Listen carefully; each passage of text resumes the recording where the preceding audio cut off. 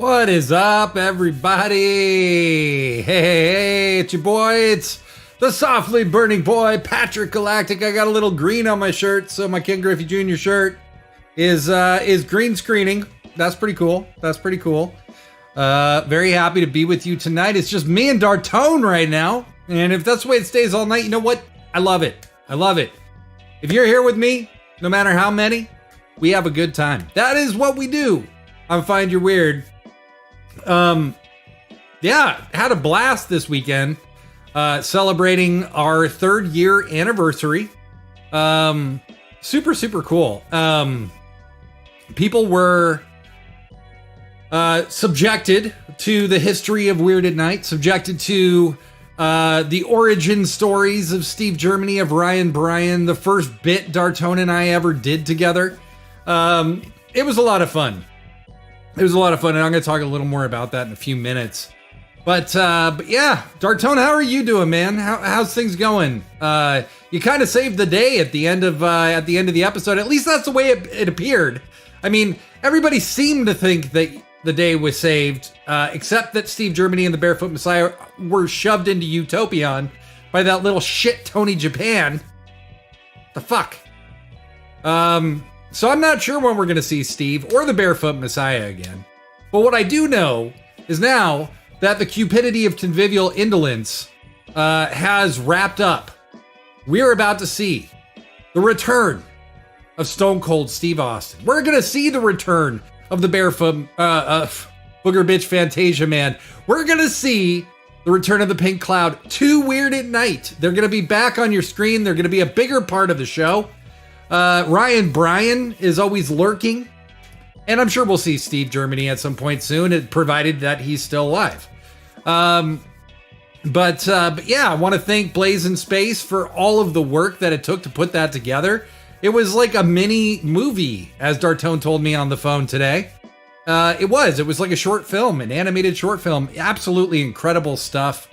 You know, it really does make me reflect a little bit and think about how we started, where we've gone, what we've done.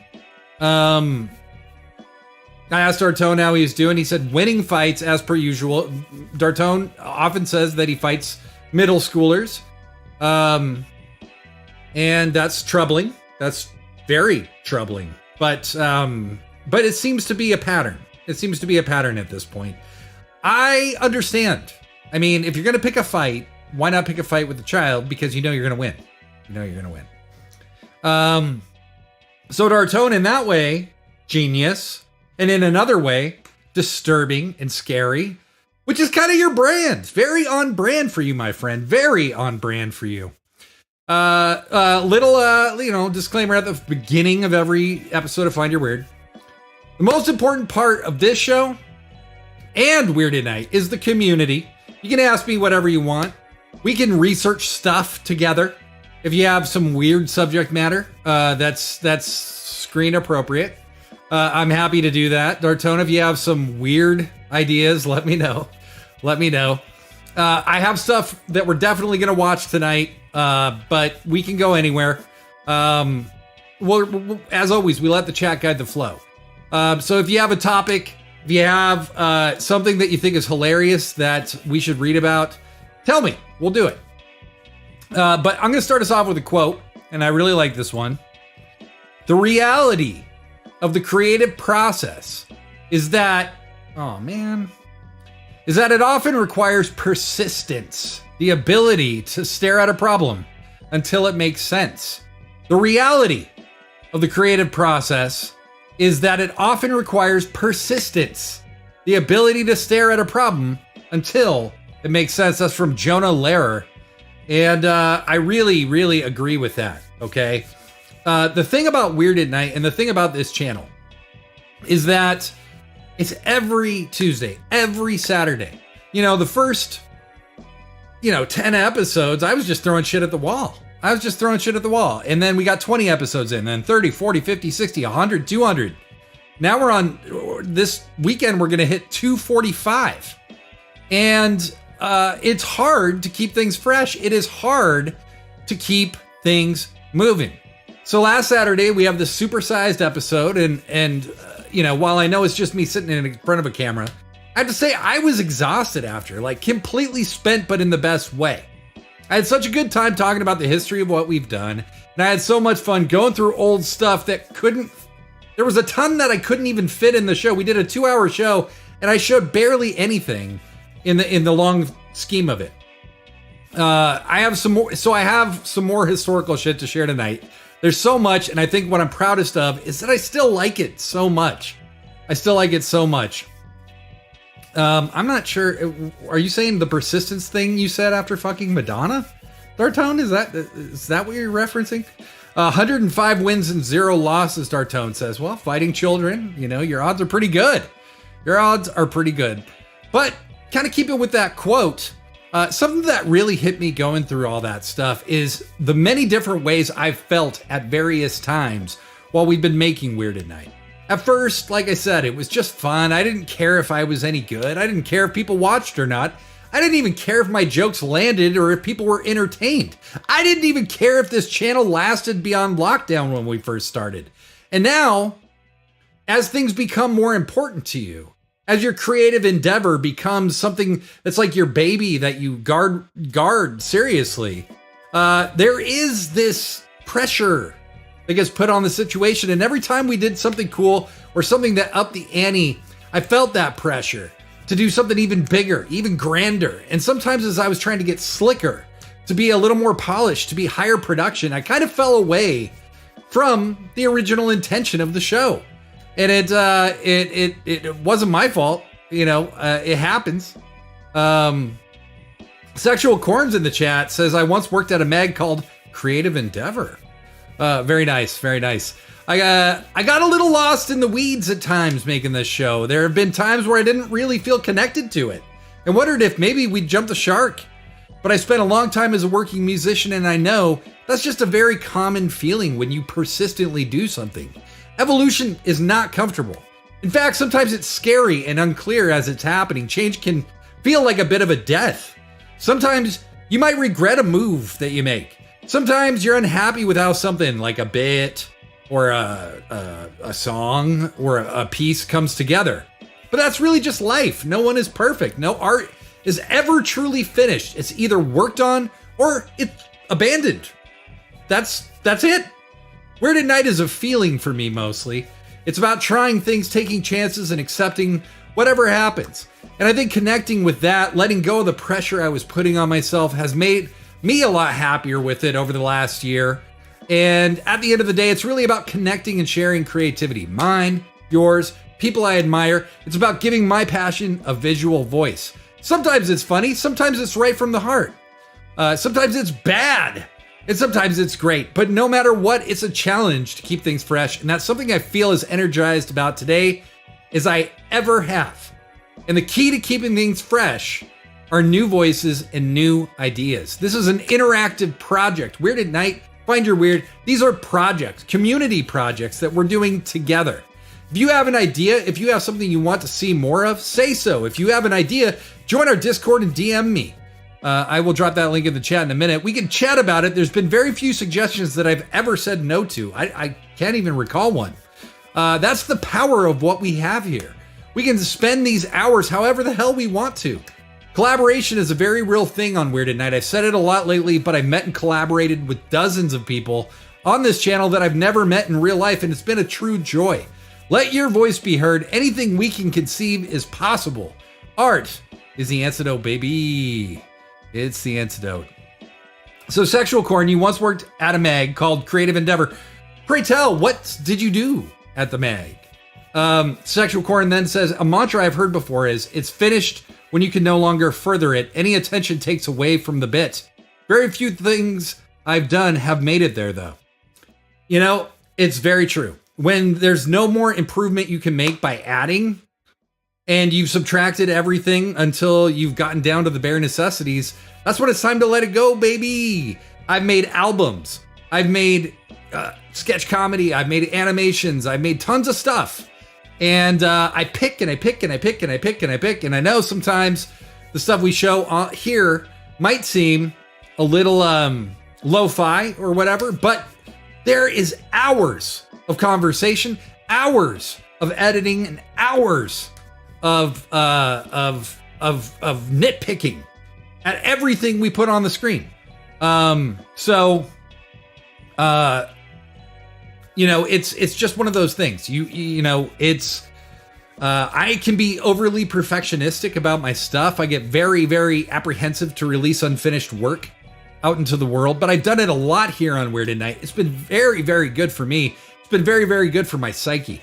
Sexual Corn says, was graphic director there. Not a great one, but stuff got done.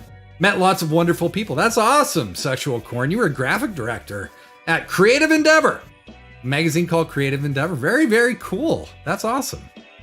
Let's get to a question. Oh, actually, first, let me remind you that we have a voicemail, baby. It's the Weird at Night voicemail. It's if you call 971-599-3879, leave me a voicemail. You can do an impression. You can tell me a story. You can do anything you want. And as long as it won't get me banned from if I play it, I will play it. And it'll be a lot of fun. Would love to hear from some of y'all and put it on the show, either here or on Weird at Night.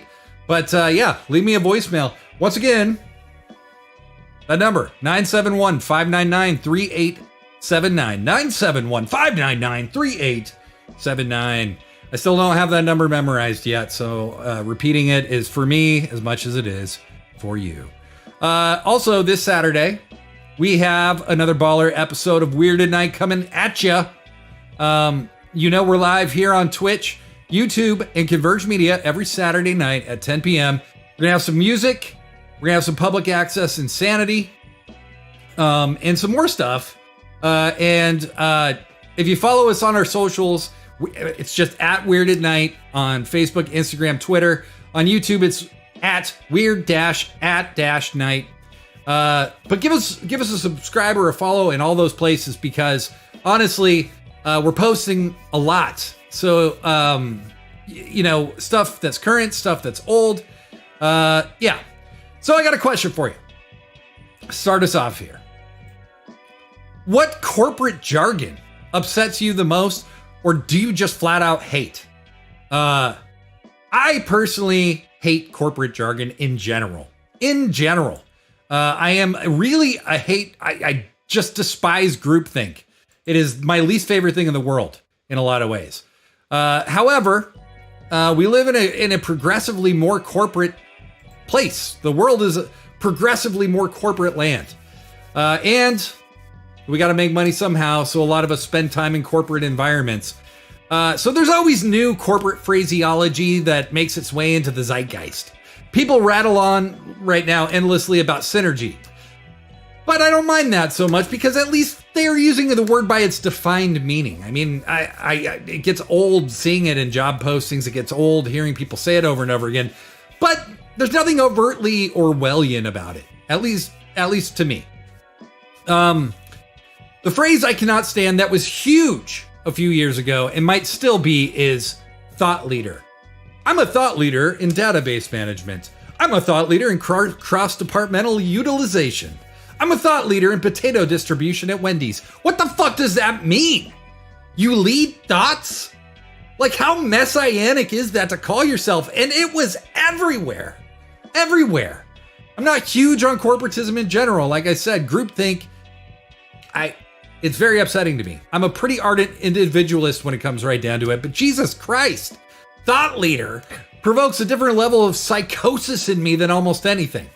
This isn't corporate speak, but the word unpack became a real thing on news and podcasts several years back. You mentioned people's testicles falling off spontaneously. Let's unpack that for a minute, Giovanni. Unpack that for me. It was everywhere. It's died down a lot, but it's still pretty common. I don't know why, but stuff like that just kind of eats at me. God damn it. Everybody's talking the same. Everybody's saying the same shit. Sexual Corn says the term professional.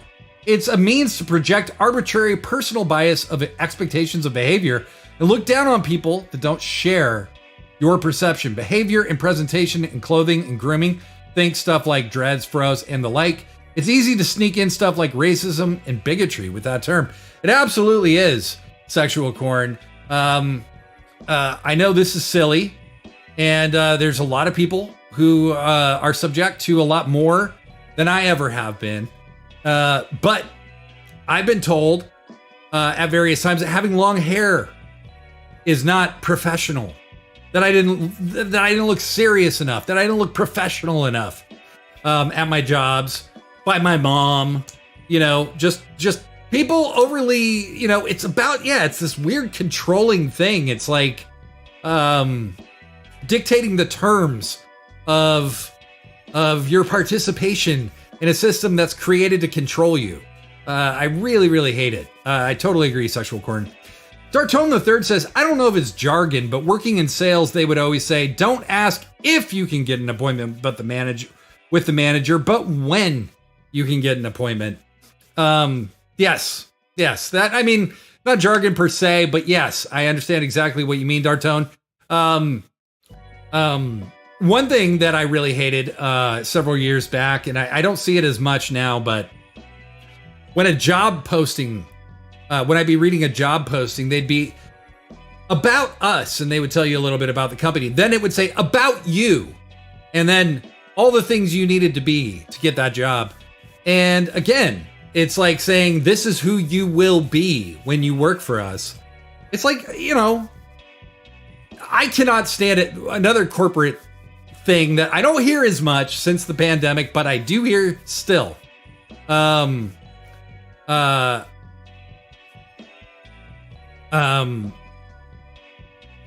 a big family. We're a big family here. No, you're not. Big families, you don't get dragged into somebody's office with 3 other people and written up and told that if you don't do exactly what we say, we're going to get rid of you. That's not typically what families should be doing. That's not the idealism of a family. And people get really caught up in that stuff. I mean, people really a lot of people do look at their jobs like they, you know, you spend more time there than you do with your family, and people will talk about it as though it is their family. And I just never played that game. To me, when I have a day job, I am in there. I will do whatever you tell me, exactly the way you tell me to do it. So when you ask me why I did it that way, we both know you're the one who told me to do it. You might still get mad at me. I might still get in trouble. But at the end of the day, we both know I did it the way you told me to. And I want to save my energy for my stuff when I go home, you know, because spending years as a musician, you know, I would go into like an admin job or something, or I was a director of marketing at one point. And you go in there and people are talking shit about each other. People are gossiping. People are overly distracted with stuff that has nothing to do with the job. It really does drain you at the end of the day. And I would come home and it would be so hard to be creative. And that really upset me. It really upset me. And so I decided I'm saving all my energy for what's most important to me. And I'm just not gonna get overly involved. And so when people would say, we're a big family here, I mean, it just went right through me. I mean, I paid that no mind whatsoever. Sexual Corn then says, in context, it can make sense, like a machine lathe shops to require to tie it up so it's not a liability. Beyond that is trying to dictate. Yeah, of course. I mean, I think there are reasonable compromises you have to make depending on the type of work you're doing. But, you know, I mean, it used to be that if you had a tattoo, that could be considered unprofessional. And in some places, you would have to wear a long sleeve shirt to cover up your tattoos or whatever. It's just kind of ridiculous. It's like we're all just living a life here. You know, my life is not about my job. And Sexual Corn then says, people are not ants. A full human is much more than one specialized task. Well said. Well said. And in all my rambling, that's basically what I was saying. Trying to say, Sexual Corn. So thank you. It does work in sales. Dartone III says it does work in sales because people get uncomfortable. So it's a great feeling, he said sarcastically. Sexual Corn said, ever watch the eating habits of big families? Not pretty, LOL. You inhale your food or you don't eat. Alex FNV's in the chat. Oh my God. Hi, joining from my COVID bed, probably passing out soon. Alex FNV has COVID. Oh my God. My parents just had COVID. They had not had it this whole time. Ever. Not even once. And they both got it a couple weeks ago. Now Alex FNV has COVID. I've managed to avoid it. I've had it once, almost a year ago. And all I can say is water, protein. Water, protein, sleep. Water, protein, sleep. That's really all you can do. I used a vaporizer. I will say it did help a lot. COVID is a very snotty illness. And just a reminder, you know, we have a better handle on this shit, but we have a better handle on COVID, but it's not gone. It's still happening. We're not officially federally recognized as being in a pandemic anymore, but we're not out of the woods. So I was sick you know, a couple weeks ago, I got terrified. I COVID tested myself immediately. Was pretty terrified that I had it again, and I didn't. And I got over it kind of quick. But that is far from a guarantee, friends. Far from a guarantee. Alex, if you want to let us know what kind of corporate jargon you hate, you're welcome to. But, you know, on Saturday, I showed you guys a bunch of historical stuff. It was awesome. It was really cool to be able to share a bunch of the history of Weirded Night, but there was so much more than I could have possibly fit into a 2-hour episode. So I got a little more for you tonight. About 2 years ago, Dan Ray from Dan's Tunes, which was a blog in the Seattle music scene, did a feature here on Weirded Night where she interviewed musicians, but more specifically, musicians and their cats.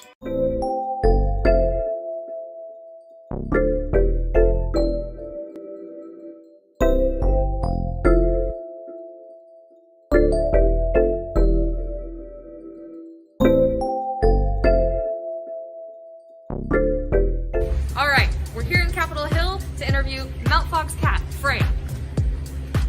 Come on in. Oh, let's go.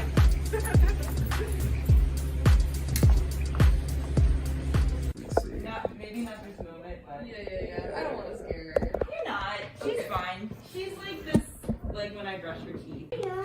I'm slow blinking at her. We're gonna form trust. Oh my gosh, she's so cute though. All right, Freya. I heard you had a spa day to get ready for this interview. How are you feeling? Oh, good. Good. Great. All right. What do you think of your mom's music? You like it when you're not sleeping, but when you're sleeping, it's annoying.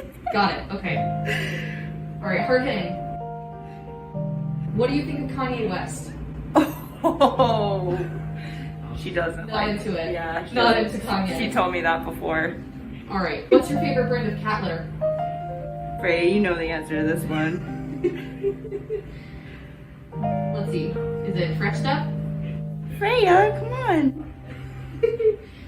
No comments. All right. Good to know. All right, Freya. Speed round. Wet food or dry food? Wet food. Got it. Other cats or dogs? Neither? Got it. Head scritches or belly rubs? Oh, head scratches. Head scritches? Got it. All right. And finally, where's your favorite sun spot to sit in the apartment? Oh, all the way over there? Great.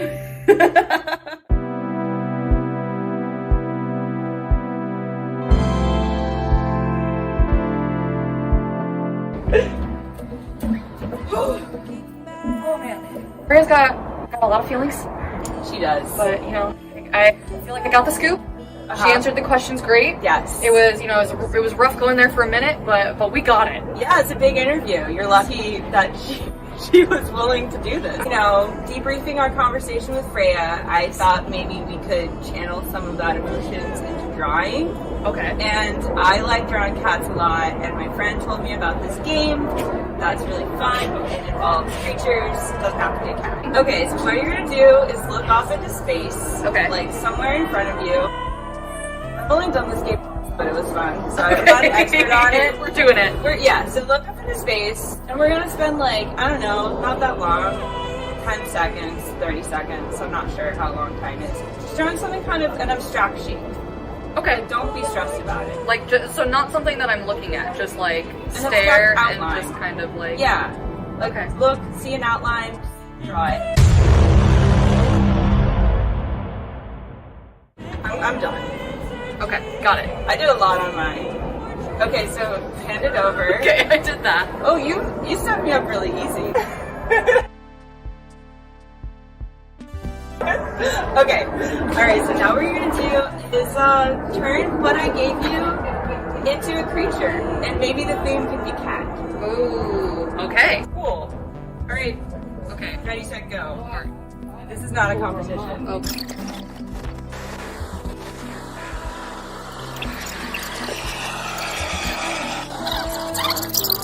Here's what I have. Yours is an airplane. I'm trying to make these Legs. Oh, I like it. eye and this a nose, but I don't know if that really hit the ground. Honestly, it's an abstract animal. You definitely took this to the next level.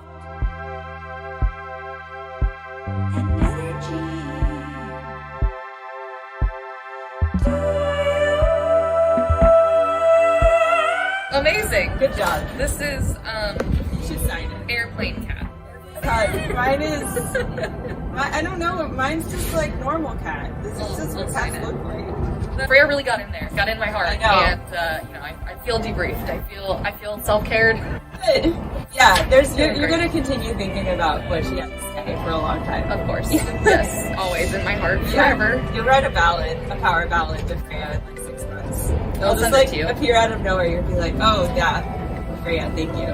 So, Whoever buys it gets this as an NFT. oh, great. Okay, cool. All right, well, meow meow meow. This has been Weird at Night.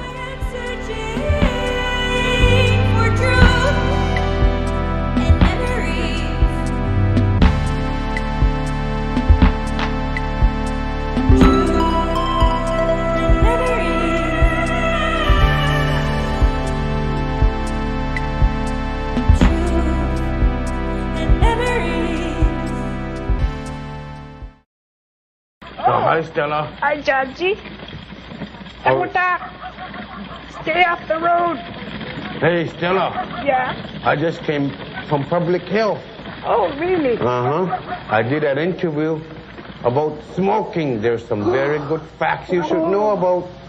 I'm out of breath because I smoke too much. I've been trying to quit so many times. Oh, Can I yeah. see the tape sometime?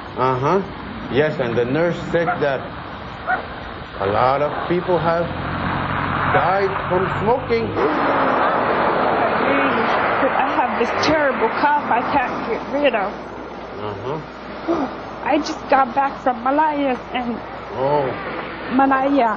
Oh, how's she doing? Oh, very good. I asked if I could smoke in there, if she has an ashtray. She said nobody smokes in that house. But when the visitors, when they need a smoke, they have to go outside and have a cigarette because she says she doesn't want her grandchildren around that. That's very good for Malaya. Yeah.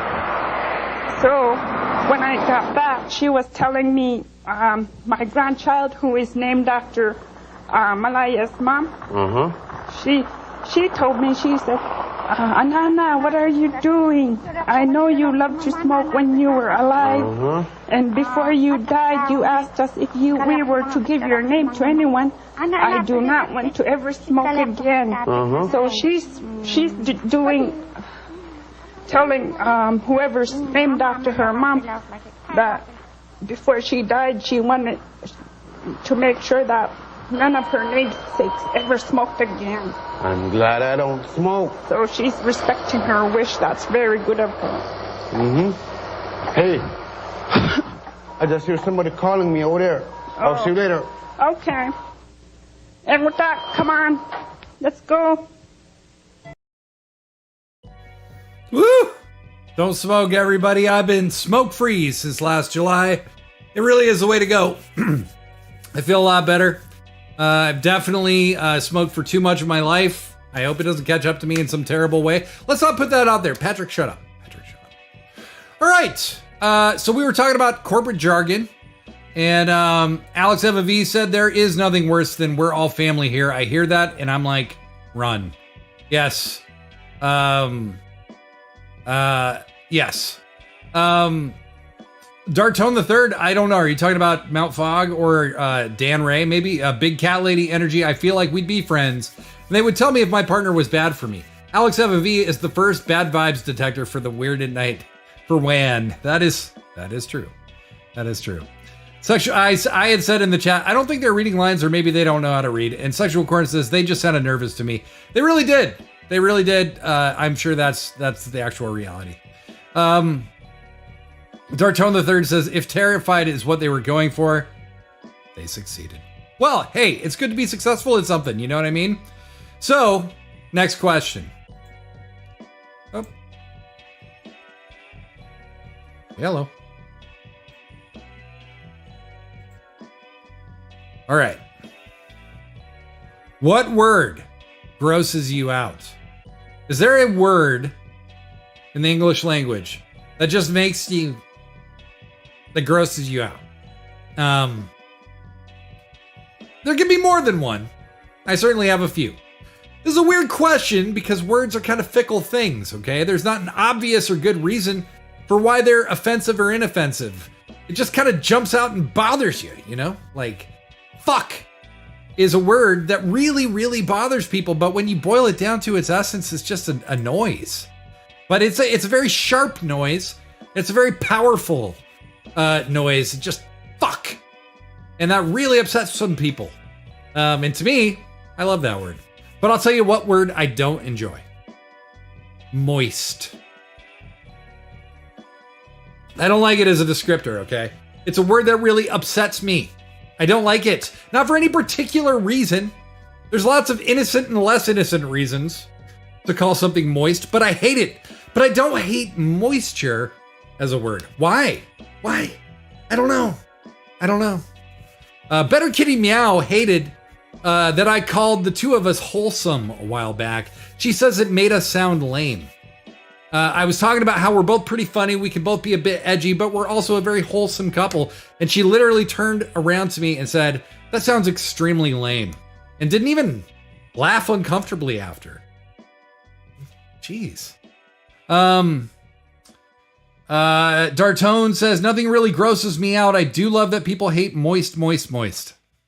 Nice. Now, you got to understand, I prepared myself to say and hear that word. So maybe not quite as effective as it would be in ordinary times. But yeah, moist. I don't know.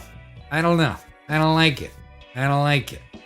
I was thinking of maybe playing y'all a song. So let's do that. Let's do it in hell.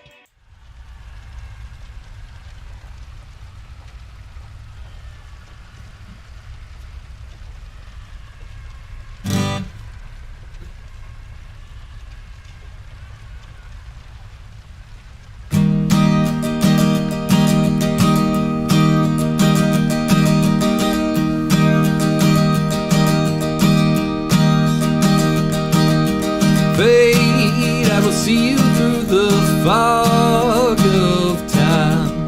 Chase you to find your way. Be better than mine. Be better than mine. We on a broken record, lost in time.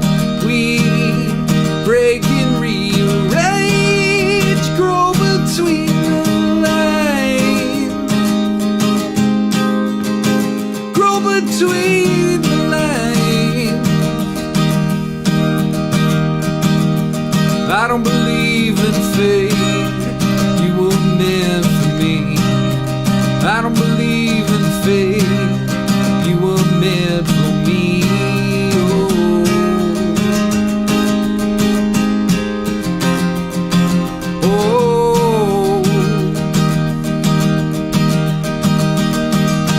Pain is a mentor to us all in time.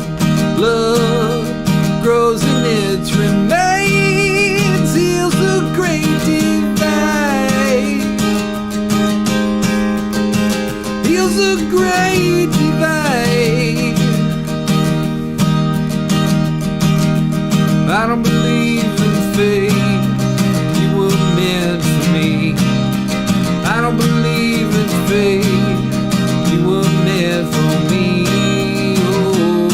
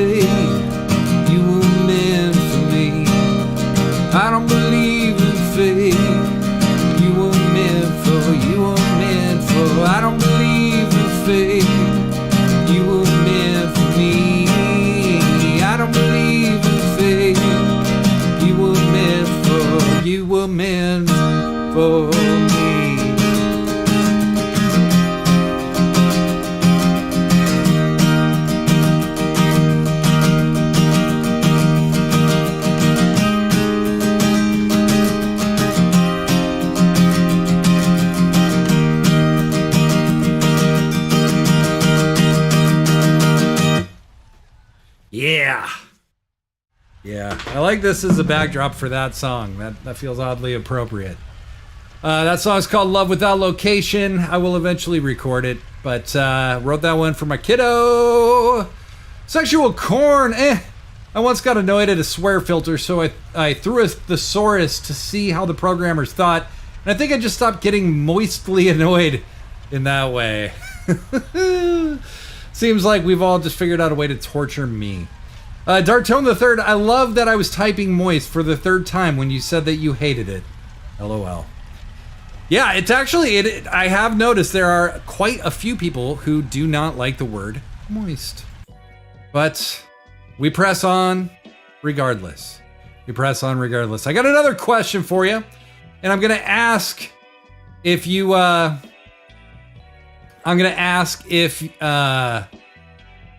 would you rather have tentacles or extremely sharp claws? Let's say they're long claws too. Extremely sharp claws, but like a wolf, not like Wolverine. They're not retractable, okay? They're just there. So would you rather have tentacles or extremely sharp claws?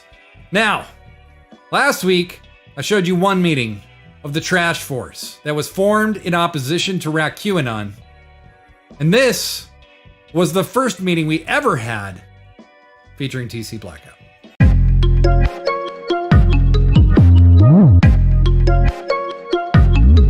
Oh, Uncle Buck, protector of summer vacation, appreciator of the great outdoors, Canadian hero, bless our meeting today, for we believe John Kennedy. By the way, has anybody seen Dirty Bitch Brass? I did get that extra trash can for them and their battle sacks, so... I mean, I just assumed that they were gonna just be living in the trash can like Oscar the Grouch. Oh, yeah, I was right! Yeah, did I even look to see if it's in a different place? I for all I know, Dirty Bitch Brass is right where I put it. I mean, you weren't reliable enough to get the trash can in the first place, so you probably didn't look. Yeah. I would just like to point out that I joined Trash Force, and then shortly thereafter, the threat of QAnon gone. Can't argue with results, I guess. I mean, that's true. I don't know that all the credit is yours, but I'll let you take some. I'll take some of it. I mean, I don't need all the credit. I just need enough that I can like spin it off to my own successful like. I mean, like you can like put it on your resume or whatever you need. I don't care. Just careful, Goblin Bird. That's all I'm saying. Supersonic carrying, Goblin Bird. I don't want to. I would never cross or knowingly cross. I have to do all my lying internally now. It's I don't even say it out loud because I don't. How I don't often wanna... were you lying before? So QAnon's gone. Here, right? Right? We got rid of those fuckers. A little unclear about the current objective. I think we just need to like maybe get good with like why we started this whole thing in the first place. We didn't just start it to get rid of QAnon. That wasn't the only reason why. I think it's all about embracing the great outdoors and protecting our furry friends and respecting our environment. We could tell people, yo, don't be a dick. Throw your shit out. I mean, and I think that, you know, it should be about like how cute raccoons are and how they're worthy of all love and hugs, but also about how Nancy Kerrigan deserves better. There you go. Tonya Harding has had her day with like a movie and stuff. Like now. She got all the justice. She's the only one who got any justice. Like we all started feeling bad for her and shit. Yeah, and like I'm not saying that there's not reason to maybe be more forgiving of Tonya Harding now, but where's Nancy Kerrigan's voice in all this? She's the one that got hurt. Figure skating. I mean, okay, I guess Tonya Harding did too, but yeah, one of them actually got their fucking knee caved in. Yeah. You know? Yeah. So wait, we're pro raccoons and pro knees? Or pro... No. I want to reinforce. Double or single jointed. We are a pro joint organization. Oh yeah, pro joint. Okay. Very pro knee, very pro elbow, even crelbow inside of the elbow. It's called a crelbow? I've been known to throw an elbow drop from time to time. That's what I call it. The crelbow, because it creases. Okay, so we're gonna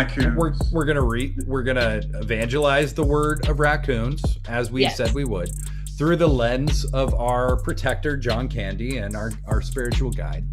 We're going to protect all joints, whether they're top joints or knee joints. And that goes in hand in hand with our pro Kerrigan.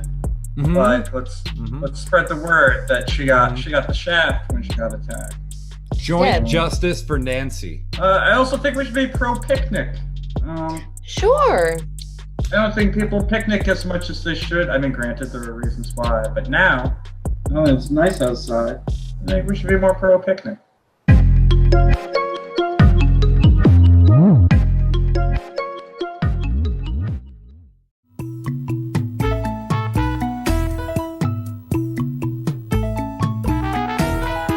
Hi, I'm Chef Ted. Actually, I'm not a real chef, but my friends call me Chef Ted whenever I do the things I'm about to show you on this tape. The envelope, please. We're going to make a little envelope out of your napkin. It's a nice way to send the message to your guests that they're special. Here's one you may want to use next time the preacher comes over. It's called the bishop's hat. This time, pay close attention to the flaps. Talk about adding a touch of class to any meal. Kind of gives new meaning to dressing up your table, doesn't it? Boots were made for walking, but this one's going to have your neighbors a-talking. Let's do something a little fun. We're going to make the baby. And there's the baby.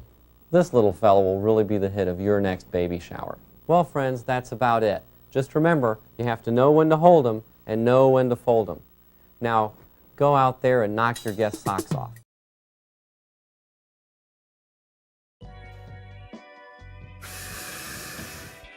Chef Ted. Good God. Good God. That, I said it in the chat. That is a man who has murdered many people. The baby? Ah! Terrifying. I said, actually, I'm not a real chef, he says with a chef's hat and coat on. Sexual Corn then says, you are a chef, Weird at Night. You just need to believe in yourself. Well, I don't. Sexual Corn says, you can't slice some bacon without slaughtering some pork. Oh my God. Oh my God. Dartone the Third says minimum of 5 dead bodies in his house. I will co-sign that one, my friend. I had a bang bang the butterfly emote to that as well. Wow. Okay, so before we took a break, I asked you, tentacles or claws? Now, I'm going to tell you right now, I thought I was going to get a different response. Didn't know what kind of crowd we'd have tonight. But we're in a very pro-tentacle crowd. Because, let's see here. Sexual Corn says, tentacles provided they're squid's octopi because they get extra brains and can regenerate. Dartone the Third says, tentacles over claws, easier to masturbate, and pee with tentacles. Also, if you watch anime, tentacles has its benefits. Dartone always talking about tentacle porn. Sexual Corn, I look for then immediately afterwards said, I look forward to being part of a B-list hentai manga with my newly acquired tentacles. Wow. We've got some real disturbing ESP going on. Now, I know a certain amount of people who are often with us would have automatically just picked claws because of the thought of having tentacles is disgusting. And it is. We have fingernails, right? So we think claws are like just a bigger version of that. And this is where we have to use reason and logic. I'm not talking retractable claws, okay? I'm talking long-ass, razor-sharp claws. Think of how many times you would cut yourself or an animal you love or a person you love without meaning to. Tentacles, on the other hand, easy to reach everything. Easy to get around because you can basically walk on them. It's like being 2 or 4-footed depending on the situational need. I say all that to say this, you anti-tentacle types are really toxic. And impractical. Don't judge a book by its gooey limb-like unboned appendages, as the old saying goes. Find God. Sexual Corn says, you haven't lived until you've gotten a sensual handy from an amorous cephalopod. Wow. I think we all need to find God now. Oh my God. Okay. All right. Well, I knew I was asking the right people these questions. Any nicknames you've ever been called that you're willing to share?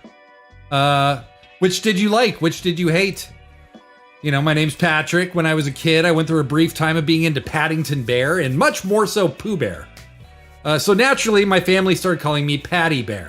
They are still alive, but only because I am a loving soul and capable of murderous violence. I hated it forever, but it honestly kind of makes me smile now when my mom calls me Patty Bear like once a year.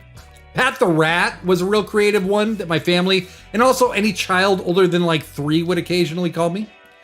There are also very few famous Pats or Patricks. So when I was a youngin' way back in the 80s, people would call me Patrick Swayze, which didn't bother me, or Pat Sajak, which in hindsight greatly bothers me. Did you know he's like a crazy right-wing lunatic? Go look that up. My favorite nickname, though, was probably Peaches, which my kids started calling me. The first time she said it, I absolutely hated it, and over time it really stuck. She's the only one who calls me that or has ever called me that, so maybe it's just kind of dependent on who's delivering it. My brother's name was Timothy. When I was a kid, I called him T-Ball. It was such a layup, so easy. And he wouldn't even get mad, he'd just start crying. Like immediately. I call him T-Ball. He later started going by his middle name Casey, and I can't help but think I was a part of that. I was a part of that. I'm still very proud of it. It was such an uncreative, stupid name, but it pissed him off so much. But don't feel bad for him. That little shit lived to piss me off. It was his pastime. It was his sport. His greatest joy, and he was very good at it. Sexual Core says, I found got, and it had 8 boneless limbs. Well, something that I had mentioned previously, I thought you said got on purpose. Sexual Corn. Tartone the Third says, I tried to get a nickname Nomad, didn't set. In the army, I was called Daddy and Doc, usually not at the same time.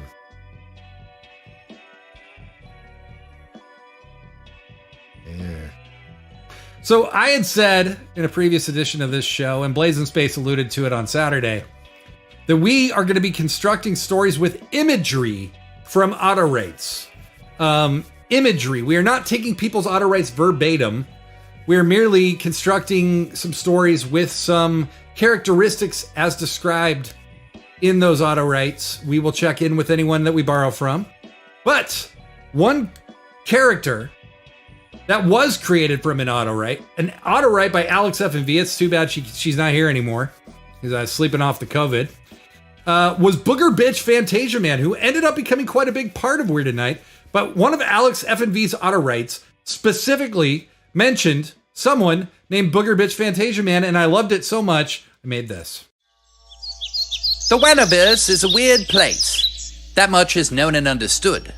The things that seem to make the most sense make the least, and the least sensible things ever are all that seem to matter.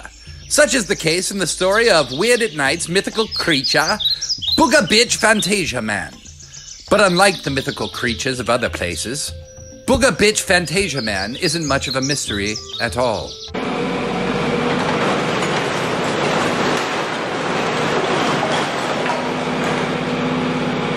Yeah, that's my friend Booger.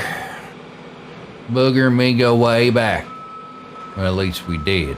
Booger was an attendant at Trash Town where they dispose of all the VHS copies of Tom Selleck's masterpiece Quigley Down Under. Yeah, anyway, Booger got caught up in a compactor one night while I was reading James Joyce's classic Irish novel Ulysses. Anyway, nobody noticed that Booger was missing till the next day. Yeah, I was the one who discovered him, or at least discovered his clothes, but they weren't all smashed up the way you'd think. They were neatly folded. There was a note on them. Had some light perfume fragrance, water lily, or some such shit. It just said, I'm free. With the confusing and somewhat fun disappearance of their friend Booger, the people in the trash community did what they always do. Went right back to doing the same shit and never mentioned Booger again. But within days of him vanishing, the people of Trash Town noticed a new phenomenon. Their clothes, hanging from lines to dry, had been neatly folded in little baskets that appeared to be assembled from high-quality trash. And in that basket were my delicately folded clothes, a collection of Helen Hunt movies, along with a 7-page dissertation of her work, and some clippings about her new movie projects. There was a note as well. It said, "What's a potato head doing with a Dorito head?" I ain't slept right since. My wife called me to the window a few days after Bug went missing. We got a nice green belt behind us. It's the only non-trash area of this planet. For all the cheese in the sky, my eyes could not be believed. There, singing merrily to himself, was a top hat wearing, Dorito head shaped, monocle styling, lobster claw having, wooden legged creature. I couldn't tell if his body was covered in fur or if he had just gotten covered in hair.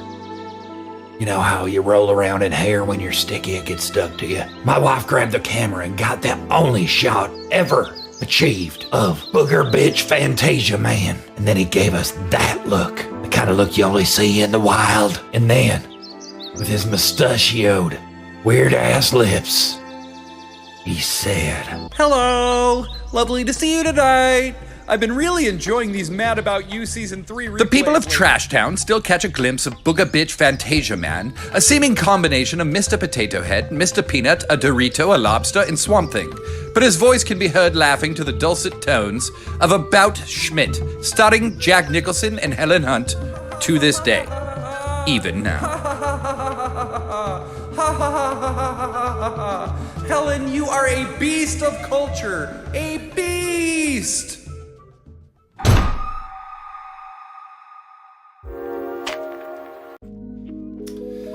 Yeah, that was Booger Bitch Fantasia Man. If that came from an auto right. Sexual Corn says nicknames. Beefy McLarge Huge, which is Sexual Corn's name in Discord, which I chuckled to myself quite a lot about. Sir Hose-a-Lot, Pony Boy. Those are the nice ones. And I think they're very sweet. Very endearing. Beefy McLarge Huge. I love that one. Okay, well. So you see what we can do sometimes with just a little pinch of inspiration. All Alex said in the auto raid that we grabbed was Booger Bitch Fantasia Man, and then we made that.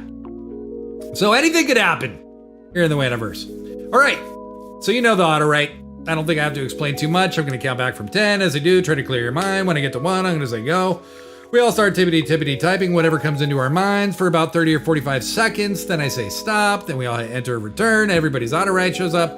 Blah, blah, blah, blah, blah. I'll wait and make sure I actually read Sexual Corns this time. I missed it the last time. And then we'll raid somebody. We'll get out of here. We'll go do something. But let's get to it, huh? 10, 9, 8, 7, 6, 5, 4, 3, 2, 1, go! Start typing.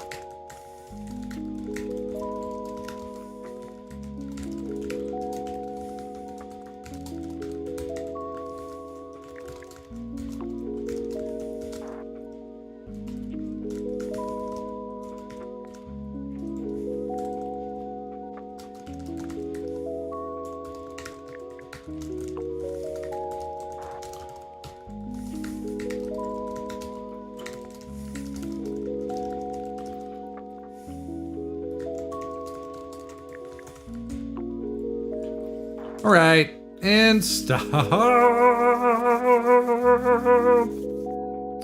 I will read mine while I wait for a few more to come in. The mileage of a car built in 1963 could be 45 million miles if it was driven every day at every available second since 1963. Maybe. I don't know. Fuck you. Would you believe me if I told you that taffy gets stuck in your teeth and makes you look like a crackhead? Would you? Do you? Answer me! Or don't. Whatever. Chill out. Take a deep breath and let the ghost of Jack Panda pinch your buttocks. Let the ghost of Jack Panda pinch your buttocks. That's mine. I'm just gonna sit here and waste some time while I wait to see if any more come in. Oh, Dartone the Third. I was using my tentacles to fight crime, eat Taco Bell, and put in a butt plug because when I eat Taco Bell and smoke cigarettes, I control my diarrhea. Not God, which is me. Was Bam, thank you, man. Wham, bam, thank you, ma'am. I am making mozzarella sticks. I was talking to Dartone on the phone just before this show started tonight. And Dartone was talking about those mozzarella sticks. So I know that's a shoot, brother. I know that's a shoot. That ain't a working mozzarella stick. I'll wait for Sexual Corns to come in. Oh, here we go. 8 legs on an octopus high-speed chase in a cement truck. The truck itself was really quite dormant, content with wheels that didn't move. But the mixer was mixing and the octopus was octopusing with 4 limbs with a vague memory of turning pages of a manga back at home with a squid mounted on a mantelpiece and noodles in the fryer and pool with salt water, and very much not half full of tumbling cements and pebbles, and a cackling marmot at the controls of the tumbler, looking in with an evil eye. Maybe I should have been a farmer, thought the octopus to his 8 arms and himself. Maybe I should pick the shit out of artichokes and lettuces and garlics and strawberries. That's heartwarming. That's heartwarming and incredible. Thank you so much, Sexual Corn. Thank y'all for hanging out with me tonight. It's been a blast. Just a reminder, we will be back for episode 245 this Saturday at 10 p.m. Pacific. Music videos, public access wackiness, a bunch of fun. You know what I mean? You know what I'm saying? You know the vibe, baby. You know the vibe, baby. But yeah, as Weird at Night continues to evolve, continues to change, continues to take on new forms, you know, I've shown you where we've been.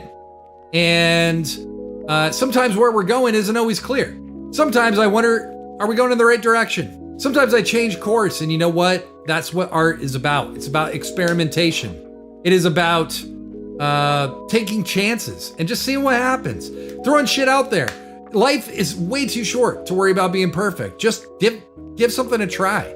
I love hanging out with y'all. I want to collaborate with y'all. Sexual Corn and I are going to be working on some stuff together. Dartone and I are going to be working on some stuff together, and it will no doubt involve the infamous Alex F&V. Big love and peace to my cousin. Hope you get over the COVID quick. And that is all for me for now. But I will see you this Saturday at 10 p.m. Pacific. Thanks for hanging out with me. We'll go raid somebody. I'll figure out who that is. But for now, ta-ta.